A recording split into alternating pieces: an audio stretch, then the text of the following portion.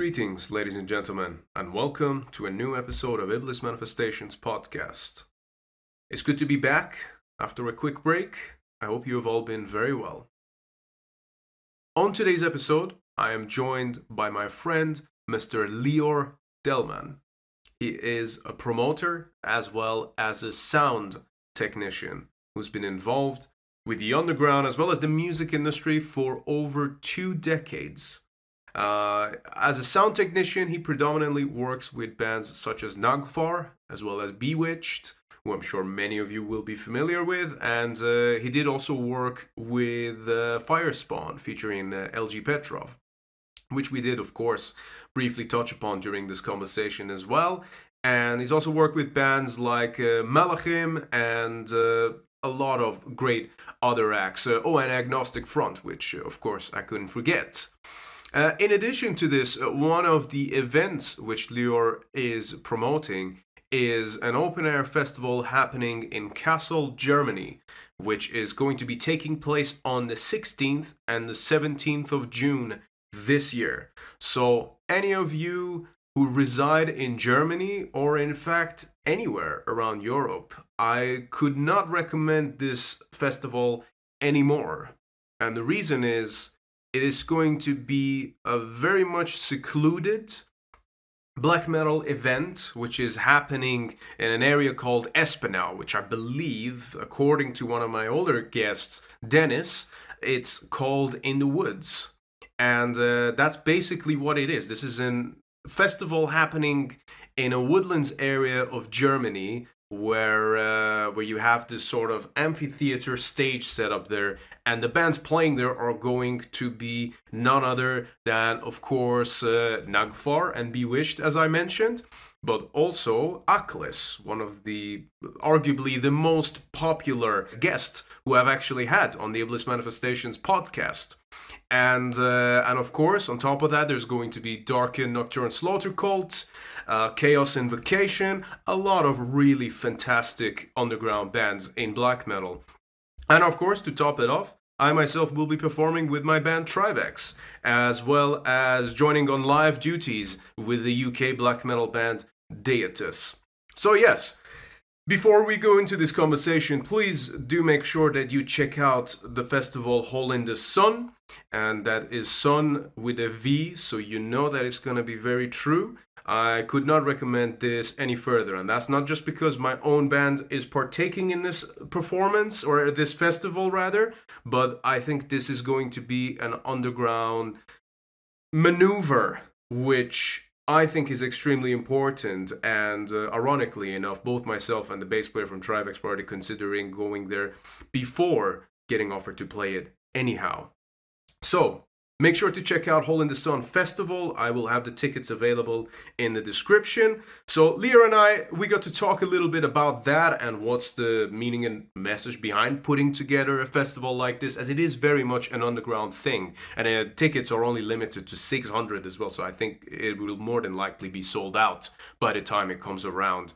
And we got to talk about that and generally his experiences of working as a sound technician, purely because I've promised for a long time that I wanted to offer different perspectives of what it is like to be involved with the underground. So it's not just the people who compose music and perform live on stage, but rather the perspective of those who accompany that and make it happen, but from a different perspective. And in the case of Lior, it happens to be from the case of being a sound technician as well as a promoter. So, shortly coming will be that, and as always, thank you all very much for tuning in to Iblis Manifestations. We very much appreciate you guys tuning in. It's a fucking blast to be doing this and to have all these cool conversations with the best people on the planet as far as I am concerned. And of course, if you're new to the channel, please feel free to go and check out any of the older episodes that I have available with very special artists and very unique, talented people, predominantly within the underground scene, as well as some entrepreneurs and so on, and just getting a more nuanced perspective on life and so on. And and of course, please feel free to subscribe and share the episodes as well. That does really help. This is all free content, so that part is how you can support Iblis Manifestations at the time being. So yes, thank you all very much for doing that. And I believe that covers us for the time being. Ladies and gentlemen, please welcome Mr. Lior Delman to Iblis Manifestations.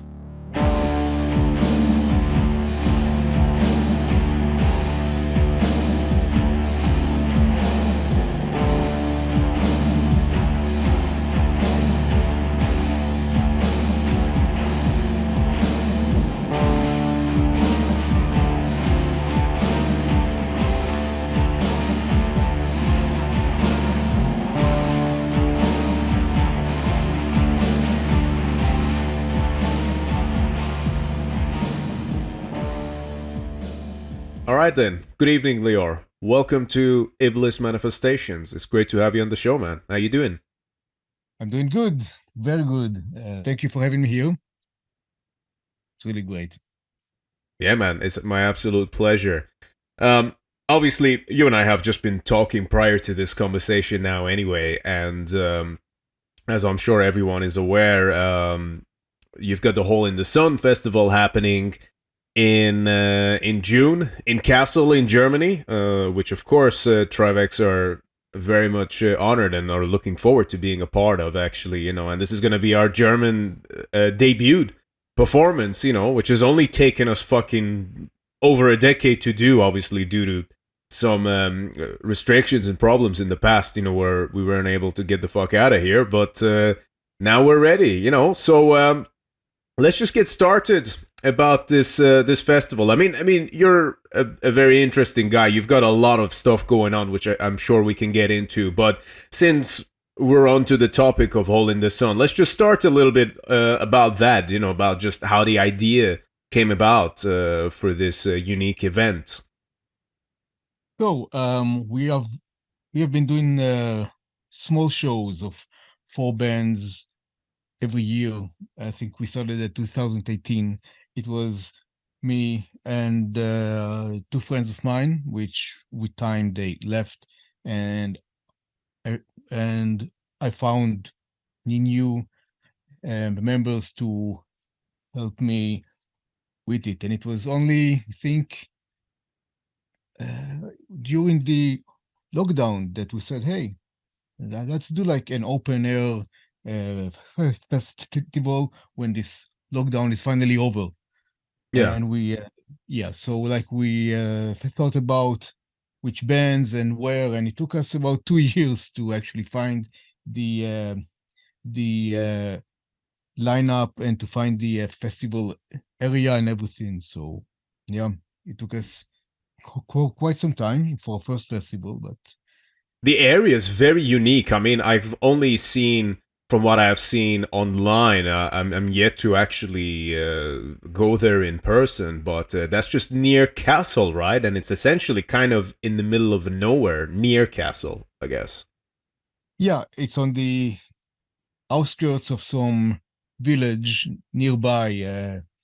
It's called Espinau, and this place is for events, and it's really cool because the camping area there is shaded by trees, and it's full of grass and everything. So it's a different kind of camping experience, so it's really cool. However, Sure. there is also hotels for those who don't like tents, but it's really nice, and it's shaped in a cool way, like how should I say, an old amphitheater almost, Oh, like okay. So kind of like a dome-shaped kind of thing. not dome because it's open air, but it's like a really small valley. Yeah, so the PA really surrounds you, and it's really cool. Ah, awesome, man. This is and I actually heard that Espinal means something along the lines of in the woods or like woodlands. Is that correct? In German? My German is kind of weak still, but I don't think that's what it means.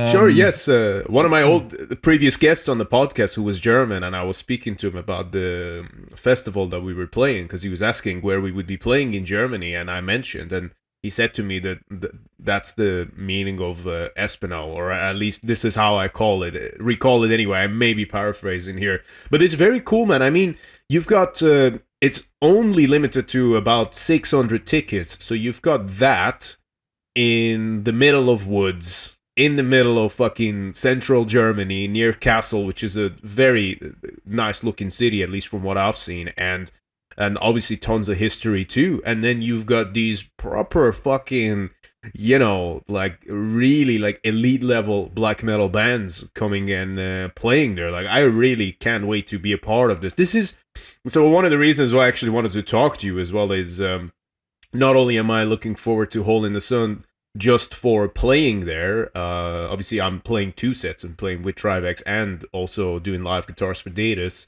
but I'm just looking forward to actually coming and being present there and just soaking in the vibes, as I was like making my way reading through the website. It sounds like a really spectacular event, and there's not a lot else in Europe that's that's happening that's quite in the same veins, if you will, because this feels quite intimate, but it still has that outdoor element to it, if you will.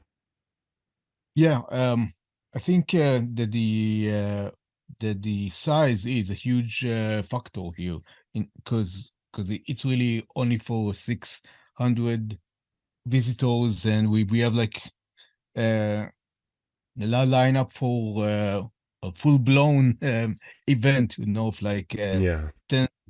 10,000, etc. But we thought like that for the first event that we are doing in an open air situation, we should do it smaller, because it it has issues with the authorities, and I think we would like to enjoy it as well, like to sit back and see some shows for a change.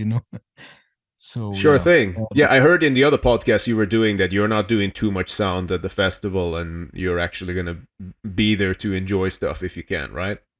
Yeah, so on my the daily job, I'm a sound engineer for shows, live sound mostly. So in this time, I can't, no, because I can't do like four jobs at the same time. It makes no sense. Yeah. So so yeah, so I took someone whom I trust to handle the live sound, that I will do like only the bands that I always mix, such as Naglfar, Bewitched, Theotoxin, and also Malchim, all That's from right. Sweden, except of Yeah. Theotoxin. They're from Austria, yeah. And that's it, I mean, Great and bands as well. I can't wait to see them. oh yeah, I'm seeing Naglfar both at Hole in the Sun, but we're also playing the same festival, Cosmic Void, in London as well, and I think right. that should be really fucking killer as well. How did you end up getting into that? For how many years? Just out of curiosity, have you actually been a sound person? Like, when? How did you end up getting into all of this? Let's dig it a bit further back if we can.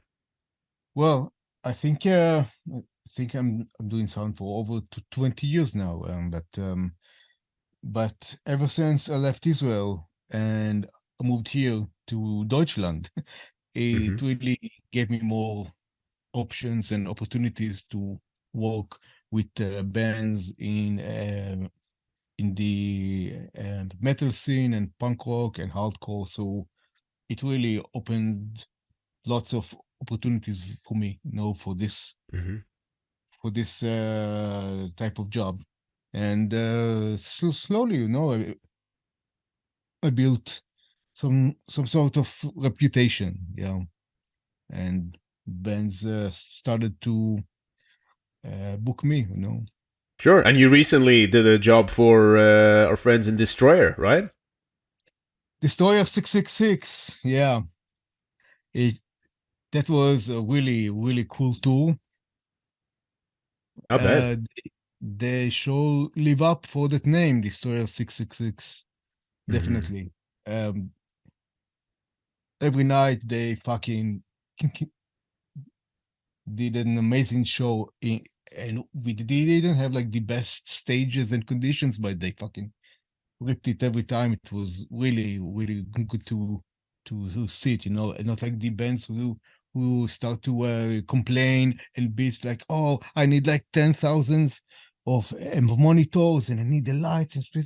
They didn't give a fuck and just, yeah, really cool That's band. that's what I love about those guys, man. I mean, Destroyer is very much, they're a very multi-layered kind of an entity that I personally appreciate on many different levels, but just purely on the live experience facets of it, I've always said that they're one of my favorite bands to watch live. Why? Because they're they're right there in the perfect balance of everything that's good about metal, whether it's the extreme side, whether it's the heavy side, but then whether it's the fuck you attitude that band's got, and everything. It's just perfect. I very much respect them, and it's been a while since I last saw them actually, so I'm looking forward to whenever the next one's gonna be. And obviously my friend Bez, he's a permanent member of the band now too, so really happy to see him do that.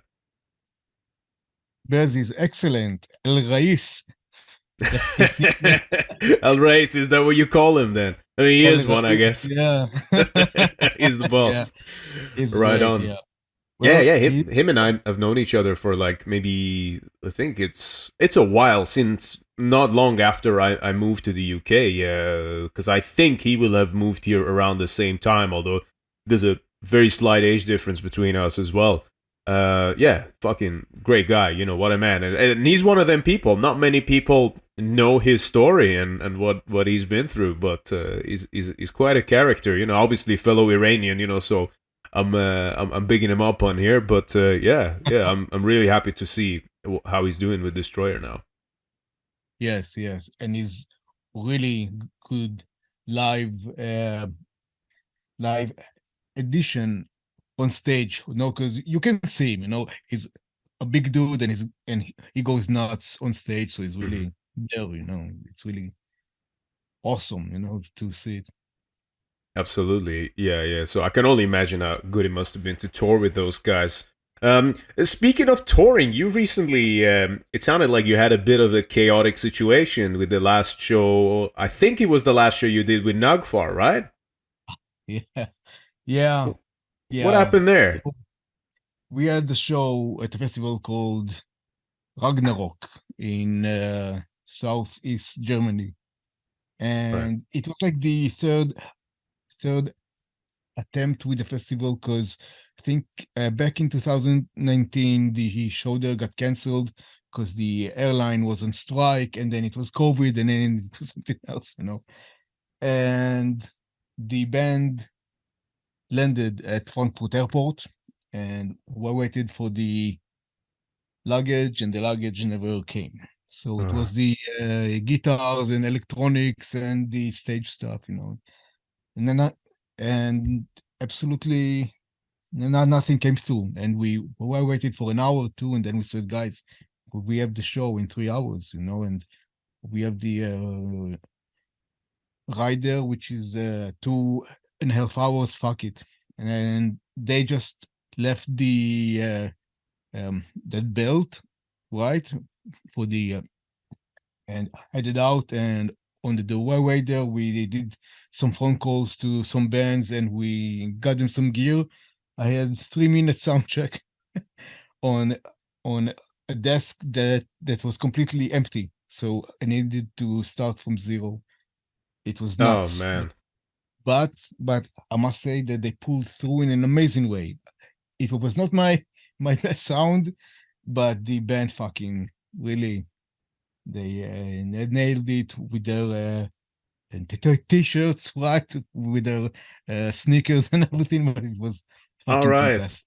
Yeah, I mean, how do you even sound check in 3 minutes? That seems physically impossible to do, right? It was fast. It was right. Literally, you give me like the kick, snare, toms, fast, bass. Okay, on, okay, cool. Let's do that. And it was really, really fast, and which sucks, because it's headliner show, and I think headliner should get a proper sound check, of at least 30 minutes to get everything, in order. And the thing is that they put the front of house at the center, and there are two stages. So you always hear just one side of the towers of the speakers because you are at the center of the two stages. Yes. It was a nightmare, really. I had to run like that, from side to side the whole show. Also, a similar stage setup at, say, Wacken, for example, where they've got two main stages next to each other, and then is it that kind of a thing? But I'm guessing like maybe just a little bit smaller, but where you had to. Yeah, so there they have like front of house for every stage, which makes sense, Mm-hmm. But here we share the same one for both. It was a little bit unorthodox, but hey, it is how it is sometimes, It is, yeah. So basically, just to perhaps simplify this, it would be like were they on your right hand side or left hand side when you were mixing? Well, they were on my right side, yeah. They were on your right hand side. Okay, so it would have been like, obviously you want to have you've got Naglfar have got two guitars, right? So you've got one guitar coming out of one side and then one out of the other. But then if you're all the way to the one side, like you just can't hear the other guitar, or you can't tell if they're split properly on the two speakers or not. It's only the crowd that's going to notice it. So I can appreciate the predicament right there. Well, I mean, at large events, I tend to keep the mix more mono, so everyone can hear everything. Yeah, just maybe like the toms, I will give them some slight panning, so it sounds a little bit different, but guitars always stay really upfront. But it took me like 3 songs to get the fact that the guitars from side right just say only right. It was like 1 second, so it was really, really strange, but yeah, it was fast. It sounds like you guys pulled through though, man. And I know that perhaps for I guess that perhaps for someone listening, who's never been in that situation, or done many shows, it's perhaps it might not seem much, but that I honestly can't imagine a more stressful situation than having. Really, I almost shitted my pants. I was like, oh shit, like I'm going to fuck this up. But yeah. Well, it's a teamwork, isn't it? Like you can never pull something like that off on your own. It takes for everyone to be passionate and focused on getting shit done, and then I guess that's how you prevail, really. Yeah, I don't think I could have done it with a different band, because Naglfar are so chill to a point that it makes me sick. Like, how can they be so calm, when everything is falling apart, So I don't think I could have done it with a different band. The different band, they would have started to rip out their hair, and stuff. But they fucking pull through in an amazing way as well, really. Sure. I know some bands are extremely particular about like their monitors and stuff, to the point that like they'll almost just like stop playing the gig properly just because they're unhappy about the monitors. And I always think, I've had this conversation on here before, and this is just my belief. I'm sure plenty of my musician friends might disagree with this, but to me, I think that, at the end of the day, you want things to be as good for you and as smooth for you as possible on stage, but it's not always guaranteed. And, but there's one thing that has to remain the same, and it's that you have to put on 110 fucking % for the show, and for the people who are there. The people who are in the crowd, they don't know that you got a shitty sound on stage, and frankly, they probably don't care either. That's there for you, and you got to be able to work your way through that, because people have paid good money to come and see you, or if you're an open air band and people are there, then they made the effort to leave the house early to get through the traffic to come and see you. So you gotta put on a good fucking show for them, and it might be their first time seeing you. So, for me, I always kind of think that perception's reality, and it really matters how you present yourself to the audience, and you want to let them know that you want to be there and that you're happy that they're there. You know what I mean? Even if there's like a few of them or 500 or 5,000, it doesn't matter. The attitude remains the same. Of course, yeah. And you see it especially with a band like Naglfar.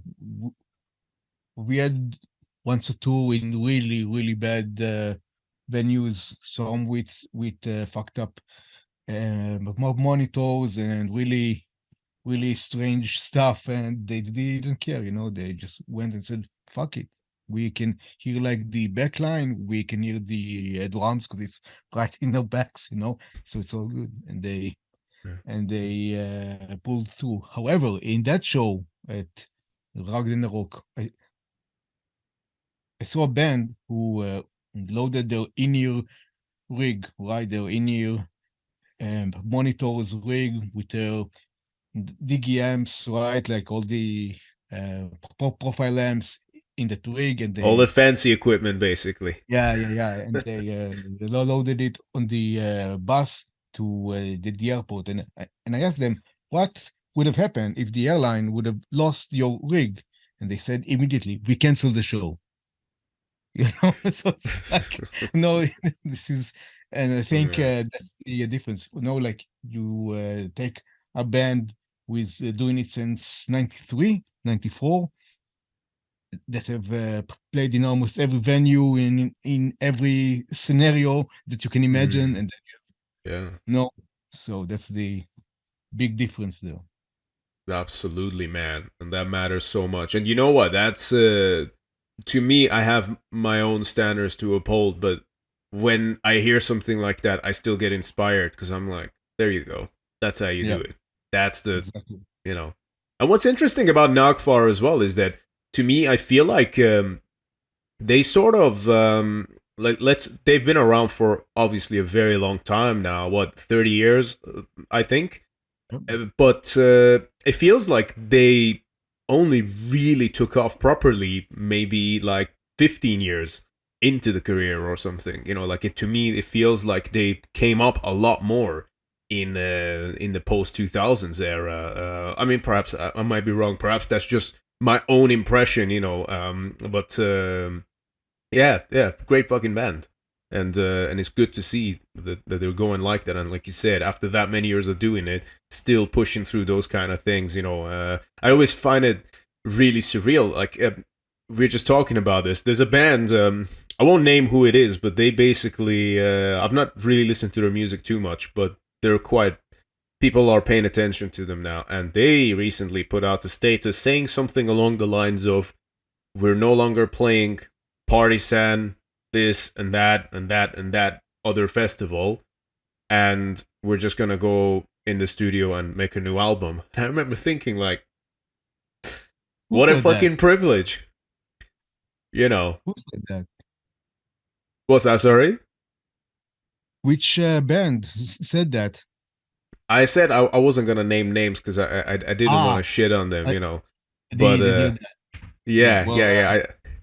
But I just find it really fucking strange. That attitude just seems so alien to me. I just don't fucking get it. I was talking to one of my friends, Tom, from the band Devastator. I was saying to him, I said, we would probably sell our fucking kidneys to make sure that those shows happen, because we've agreed to fucking do them. Imagine just turning down all the major festivals in Europe just because you want to write a new album. What the fuck? I mean, I guess we don't know everything, but that's just my perspective. Yeah, I guess you see it quite often in this scene of black metal bands, that some don't really like to do live shows, so they go like, okay, we will do it very special once in a while, and we will record an album, which I can get, I mean, yeah, that's fine, yeah, that makes sense. That being said, to to turn down an offer to play at Partizan. It's either you either you have huge balls or I don't know, but or you just don't care. Well, this was, from my understanding, they had already agreed to perform these shows, and they pulled out of all of them. So it's not like they just declined an offer, because you don't go online and announce to the world that I just declined this offer from this festival, do you? yeah, well, you never know the full story anyway, but Yeah. maybe it was an excuse or something, but yeah, or at least that's what I would like to think. That's what I hope to think as well. Yeah, again, I'm Yeah. not trying to shit on that band, if anyone knows who I'm talking about, but it's just, just case point that this is, no one does this fucking metal business for any reasons that actually would really make sense on the paper. We do this out of passion and because this is what we want to do. And it's the case for many of us. And speaking of which, I do still want to go a bit further back into how you ended up discovering all of this, because you said that originally you were from Israel. So what was that like over there? And I should also point out that this is the first time I have had an Israeli guest on the podcast. Now, I'm certain it won't be the last time either, but just to point out that an Iranian and an Israeli extreme metalheads are currently conversing right now, which I think is a special moment for sure.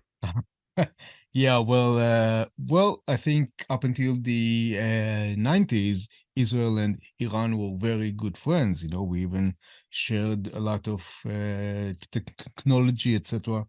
Until the other guys came, but that's something else. Yeah, that was in 78, 79 when that happened. Yeah, that's right. That's right. I'm sorry. Yeah, see, I think, but it's all good, man. I guess I'm a bit more fixated on the history of my own country, so that would be normal. Yeah, well, so how it's like being from Israel? Good. We have excellent food and shitty life. That's how it is. There is constant war, constant political drama. I think since ever. And but the scene there is very vibrant, very active. I think up until the end of the 90s, the metal scene was the biggest scene in Israel, out of everything, out of the punk scene, etc. It was really big. And then there was some sort of decline there. I think around 2000 or so. I came from the scene for punk rock and hardcore, like that's my roots. But we always hung out, all of the outcasts, like the punk rockers and the hardcore kids and the metalheads. We all went to the same venues and to the same clubs and to the same everything, because when you like to party, then you're like, let's say 3 hours of metal and 2 hours of punk, etc. So Sure. but we all hung out at the same place.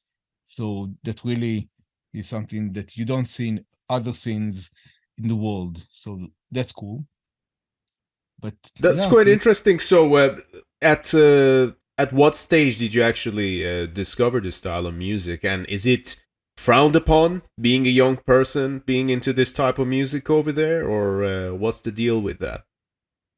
I think back then it was kind of unusual to see someone with spiked hair and these spikes and boots and leather jackets. Yeah, so you had to earn it somehow. Like it was very rough out there in the streets.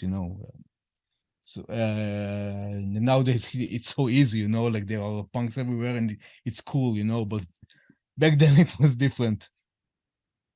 Yeah, I guess it's a little bit like that with us as well. I mean, even though technically in Iran it's still illegal to be a metalhead, there's way more people into it now than there were when I was getting into it. I mean, like, I sometimes go and look online, and then there's like these 18, 19-year-olds, coming up, and then they've got like 20,000 followers, and then they're just like fucking doing deathcore or whatever, and I'm just like, when the fuck did any of this happen? Like, I've been at it for so many years, like, again, I'm not even been doing this as long as some others have in Iran. That's got its own really old school niche people, who I'm obviously connected to. But yeah, it's just very strange. Yeah, it's a very bizarre situation. It's almost like there's the laws of the countries, and then what they want, that what are imposed, and then there's just what the young people have decided to live. It's kind of like weed in the United Kingdom. Where it's like every motherfucker here has weed, and it's not legal, but everyone has it anyway, and no one gives a shit. And it's kind of like it's slowly moving in that direction. Not as much as I would perhaps like, because I would like there to be a lot more cultural freedom in Iran, but it is kind of a lot more loose than it was when I was developing, I guess. Yeah, I think you can see how everything slowly falls down, all those huge walls that they have built there with the strict rules and laws, if it's religious or not. You see know that people are wanting their own freedom, and they will. Yeah, so you see it in Iran very much lately, Yeah, which is great.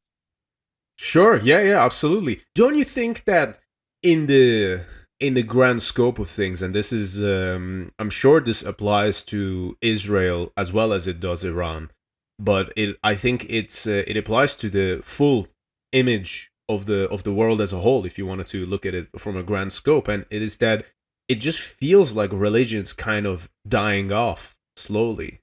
Don't you think?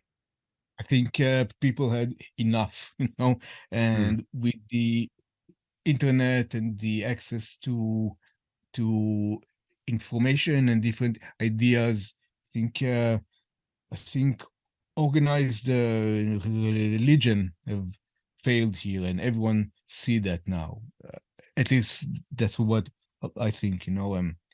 Everyone start to see, different ideas, different. How should I say, belief systems, and they're exposed to more things because religion really keeps everyone very ignorant. That's the easiest way to keep everyone in line, and when you break that wall, you see other stuff, and it makes you really think about what if, and yeah, for sure. I think everyone responds to it differently. Like for me, I remember, because obviously, for us, you're constantly surrounded by Islam, and that's everywhere. So it feels very encouraging to want to be a part of that, and I actually used to take, like, I'll be honest, when I was like maybe 14 years old, just around the cusp of the time, maybe when Metallica was starting to enter my life, I took that religion, I would say, about as seriously as a 14-year-old could. And, but then just somewhere down the line, I kind of, it's when the intellectualism takes over, and it's like, yeah, something's not quite right here. And but that's difficult. I think having that realization can be hard for a lot of people, because a lot of people can get lost then without the guidance, or without the sort of the moral the moral code of a religion, and it takes a lot of people a very long time to then be able to find themselves after that, and some, I feel, never do. Would you say did you go through similar realizations when you were around that sort of time period in your life as well? When you were discovering Absolutely. that, okay, yeah, these things, maybe there's not too much sense here. In Israel, we live in very secular society. Well, I think you could have chosen to be religious or not, yet still the religious laws are always there, but I think as a guideline, not like too harsh, but Mm-hmm.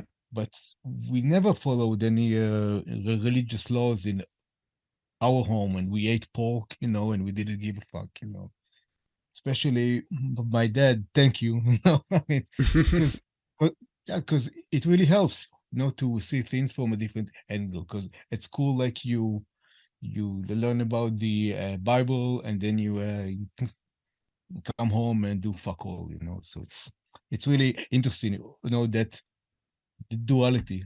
Yeah, that's really Sure. cool. Yeah, I get what you're saying. Yeah. Yeah, but yeah, we never lived in a religious area. I mean, religious society. So I always saw things from a very secular, anti-theistic way. So Mm-hmm.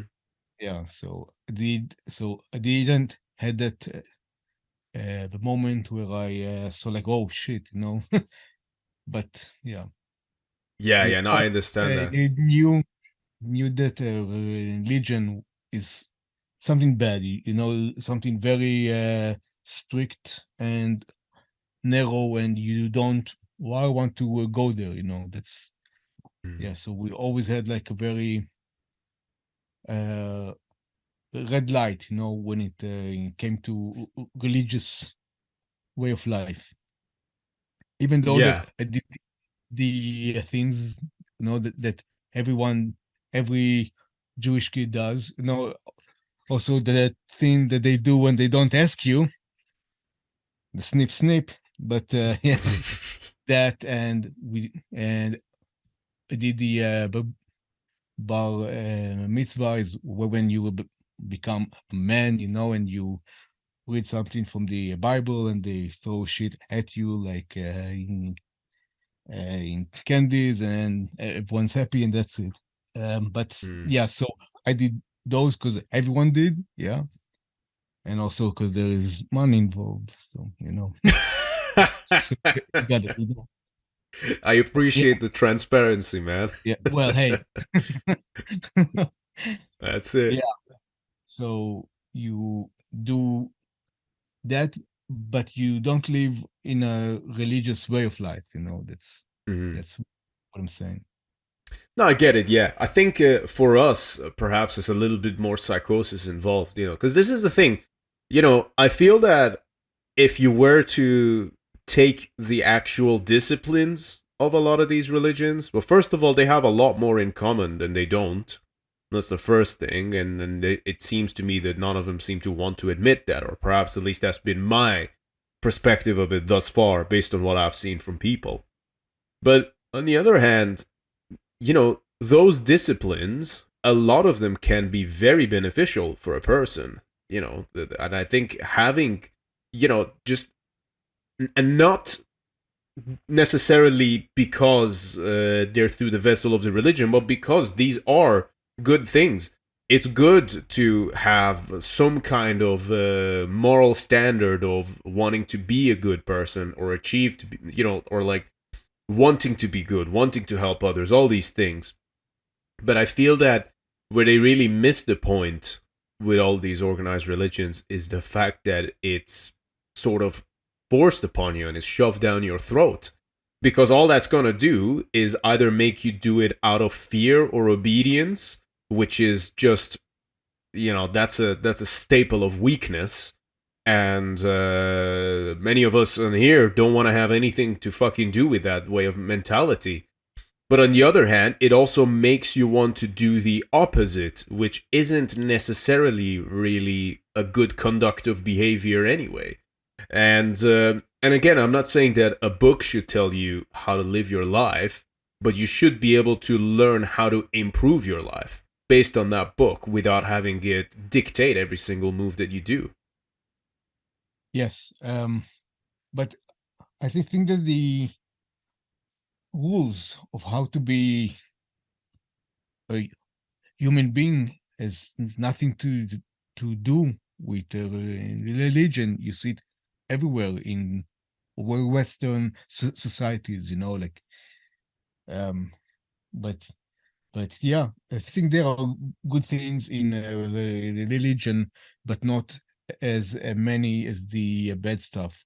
When they when they make you a part of something, and they lock you in that frame, and Mm. everything that is outside of that frame is bad. So like, my God is better than your God, and you're an asshole and a heathen and a sinner because you are Jewish, or because you're Muslim, or whatever the fuck. Yeah. That's bad. When people are estranged, and they create enemies from nothing. Yeah. That's That seems that's a very good point, because that seems to me such a primal and such a very basic but also predictable part of our psyche as human beings, is that we just create enemies out of nothing, or it's almost like we need an enemy to function, don't you think? It's like we all somehow need that in our lives for some reason. well, if you want that, then you should get married, and then it's like, yeah. Well, I Tell did me not say about it. that.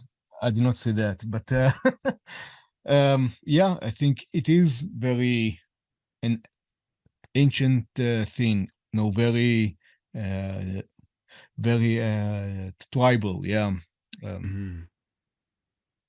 Yeah, I wonder if it's something to do with our sense of survival, like when you say tribal, if you think of like the older ways of humans, being hunter gatherers and always having to survive the wild, and it was always us in this tribe versus nature versus the world versus the other tribe. And I wonder if that's just something that's ingrained in all of us, it's like you kind of get that if you want to connect it to like modern day.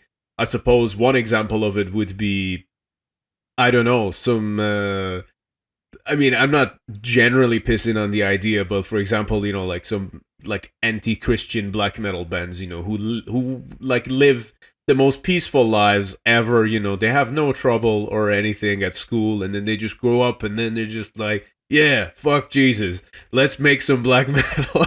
And it's like, you have faced no opposition in your life. Like, what the fuck is your problem? But it's almost like we need that enemy to sustain our own meaning in life somehow.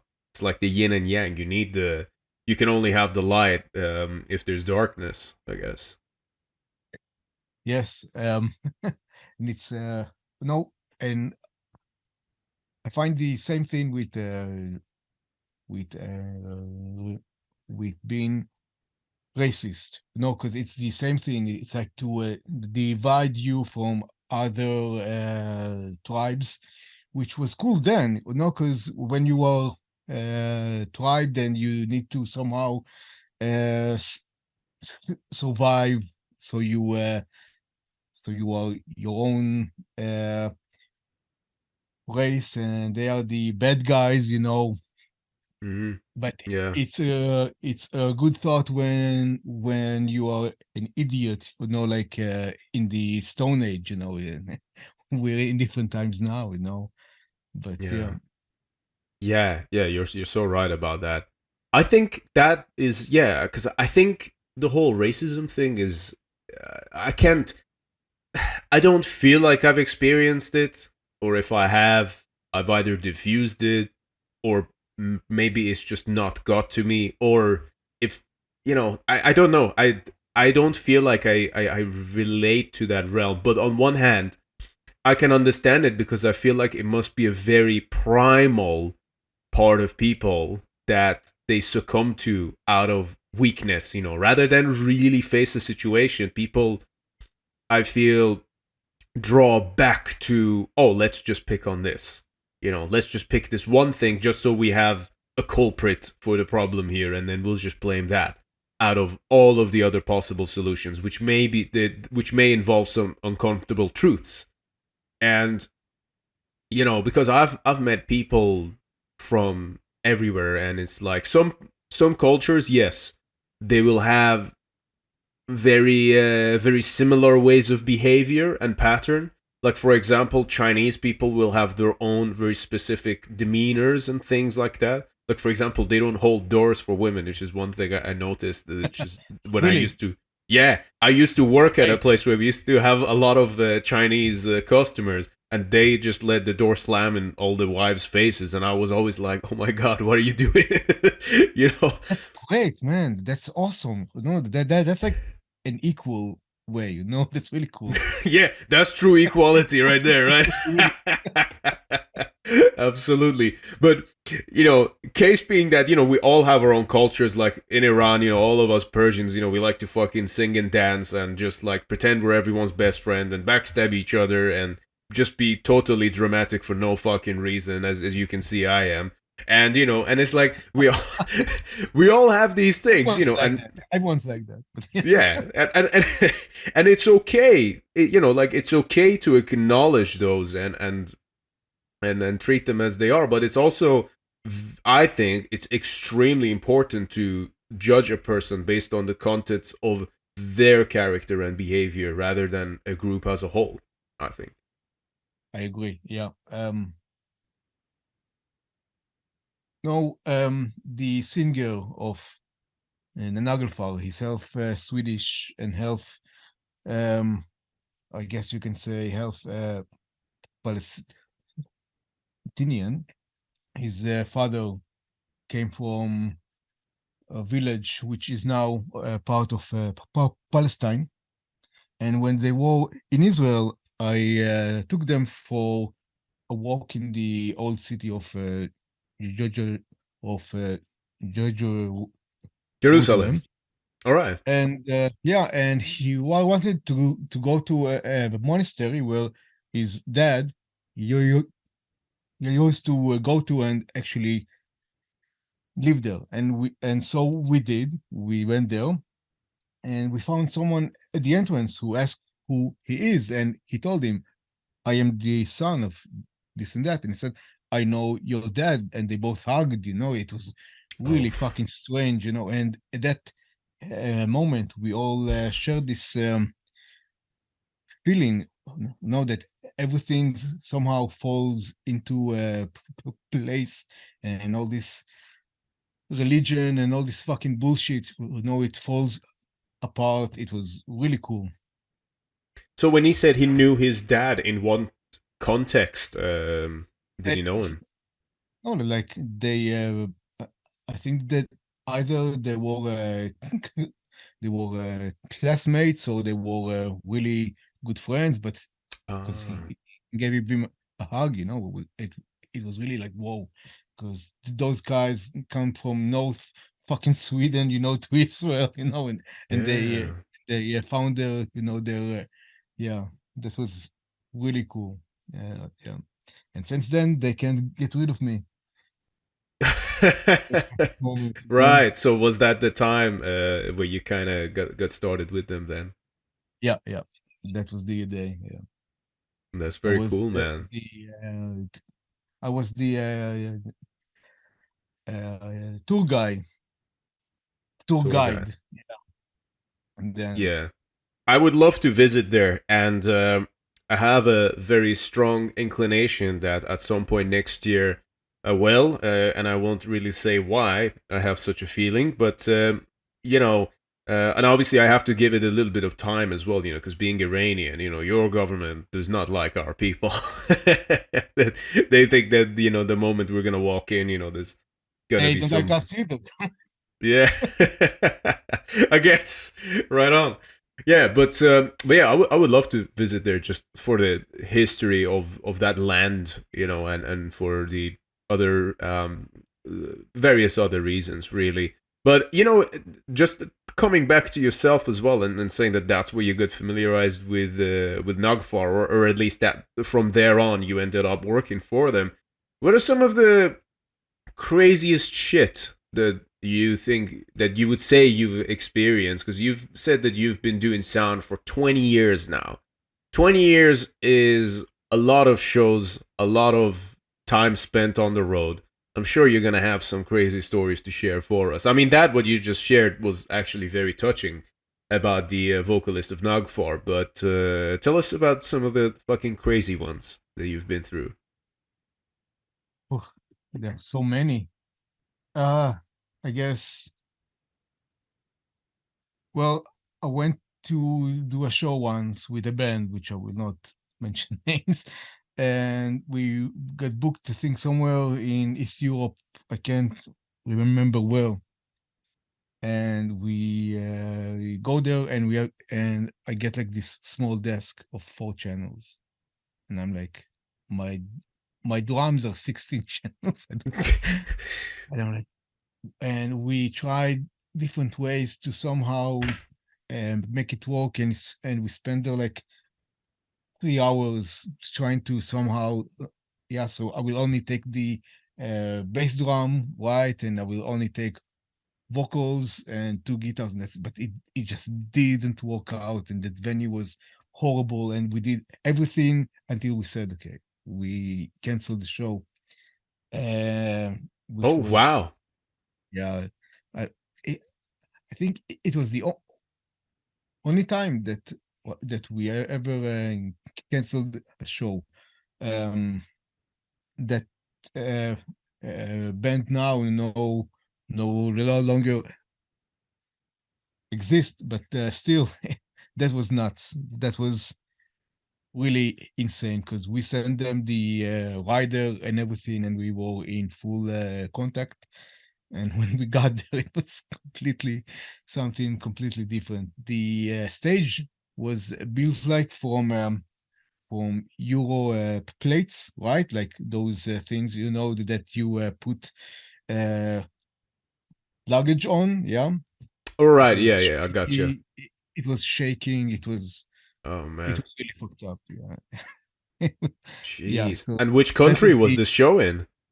I can't remember. Somewhere in East Europe. I want to say in either in Poland or Latvia, something. Yeah. But yeah. Don't say Romania, because we've just announced our first show there. No, I did not say Romania. I never been there yet. No? Okay.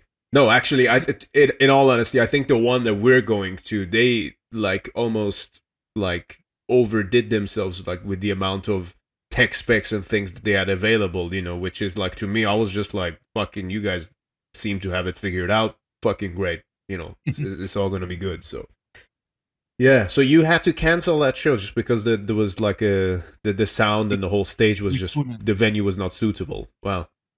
It was really beyond anything. It was really low standard that, even a show for a pop punk band with, it just can't work. It just couldn't work. We tried that bad some hours to do a sound check and make it kind of work, and we said fuck it. We had like just one monitor that kept burning out, because it was really crazy. Fucking hell. Really, and I had tours in England in really bad venues in UK. Yeah, UK is pretty shit, generally speaking. Yeah. I'm sorry, but yeah, which is very sad. Because you did deserve much better venues, Mm-hmm. Yeah, but if you think of like some of the prime, if you think of some of the prime locations, I mean, the UK is extremely historic. It has a lot of, like, it basically, like, metal came from here at its very core, and it's so wild when you go to some of the main cities like London and Manchester. And you know what? I'll be honest, there are some venues in those cities I love playing or I love attending shows to, but there's not many. And a lot of times you're going to have to succumb to ones where you just know it's not ideal, but everyone knows where it is, it's accessible, everyone goes there, and it's just one of them things. It almost feels like since these venues have already outlasted most of what's available there, then it's impossible for another one to come along now and be of any relevance. You know what I mean?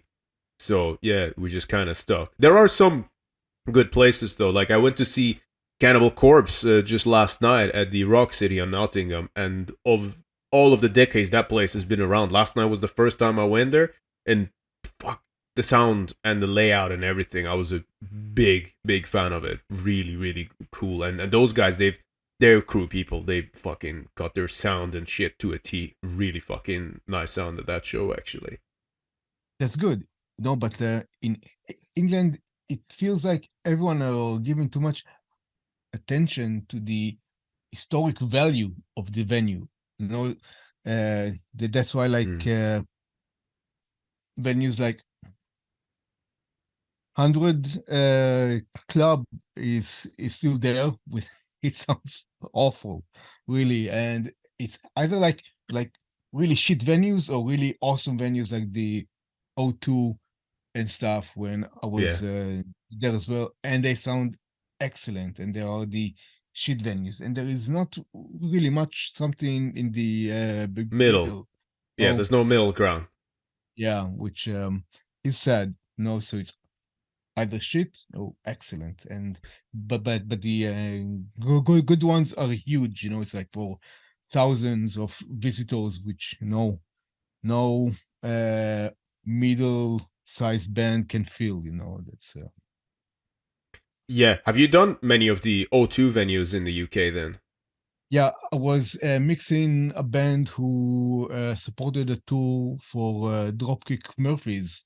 That was 2019 or 18, and we did 2 weeks in UK and Ireland, and it was great. It was 2 only weeks. those.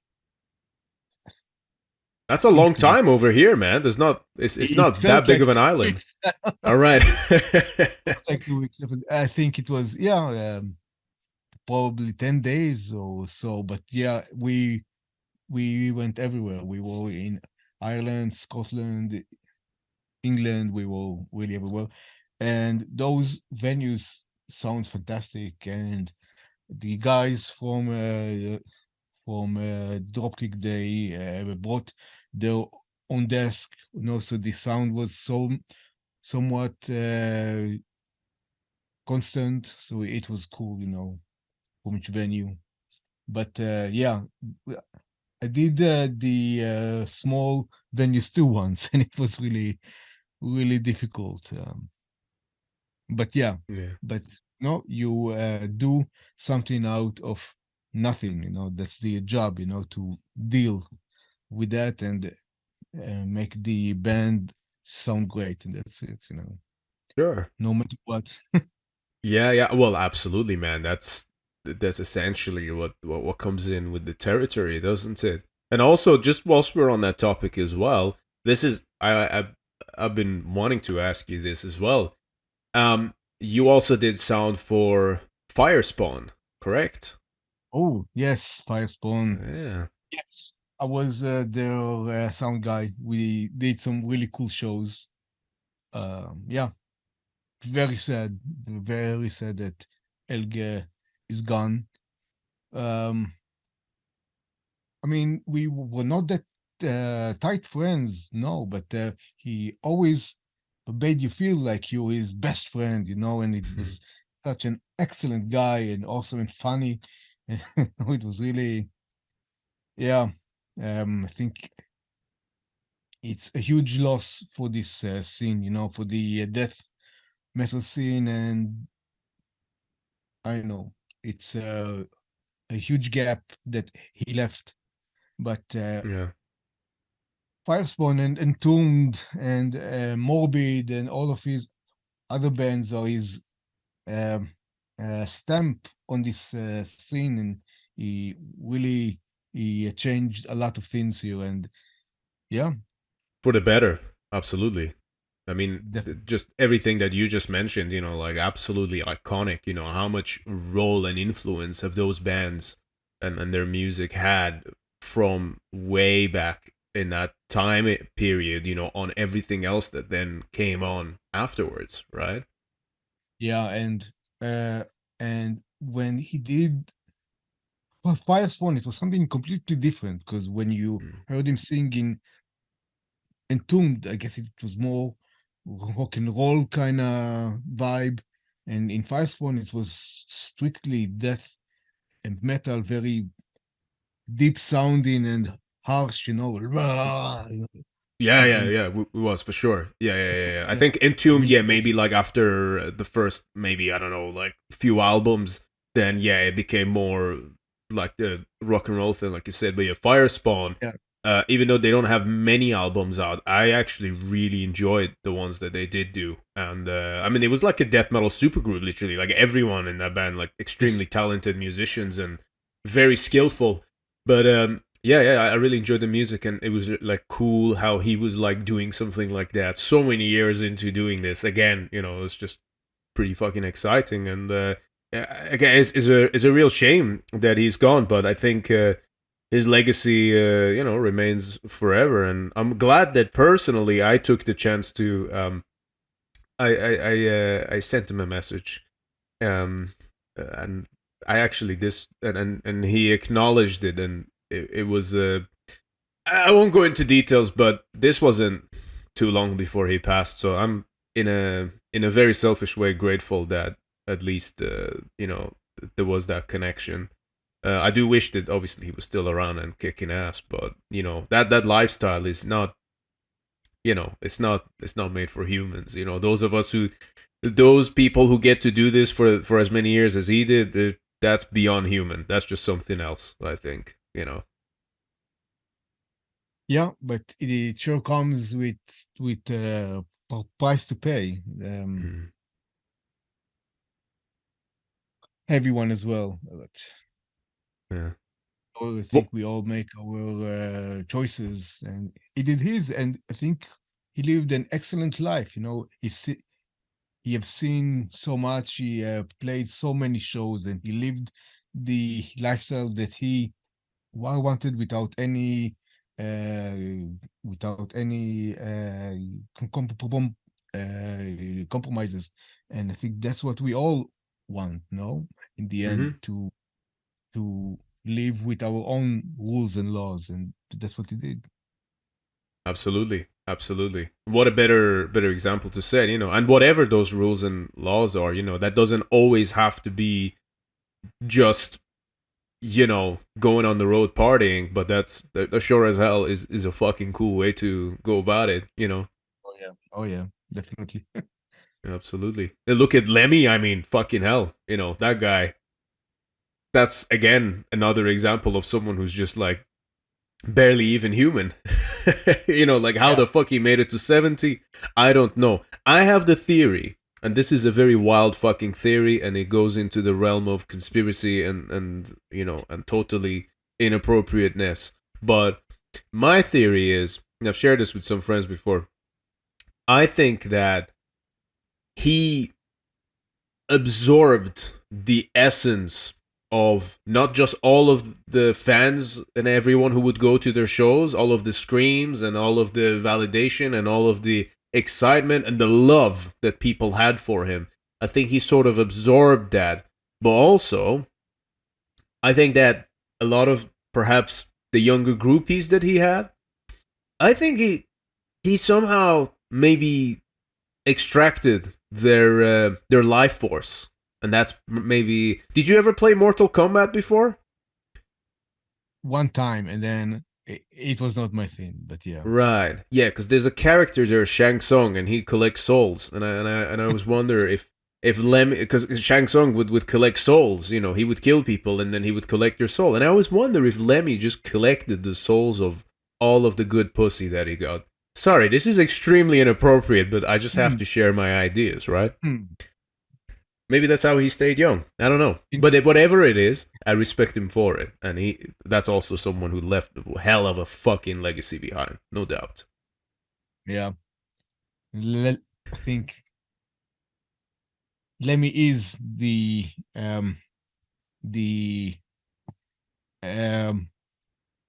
like an idol. If you think about idols, it's Lemmy. If you'd ever one, it's Lemmy. Really, that's someone who really lived the rock and roll life until the very end. Really impressive. Yeah.